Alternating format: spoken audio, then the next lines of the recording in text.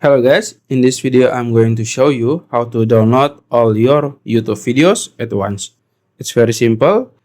Now you can go to google.com and type accounts Google and then go to Google accounts here.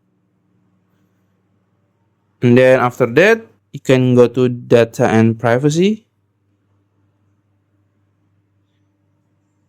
And then you scroll down until you find data from apps and services you use and then click on content saved from Google service, this one,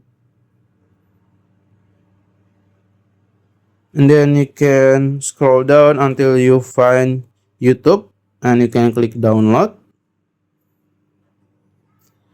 Then you will go to Google Takeout, which is will download all your data, include your videos. Now you can click next step,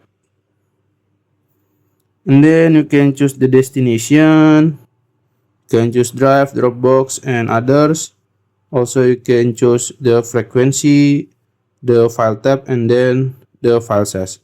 If you are ready, you can click Create Export, and it will take a few hours or a few days.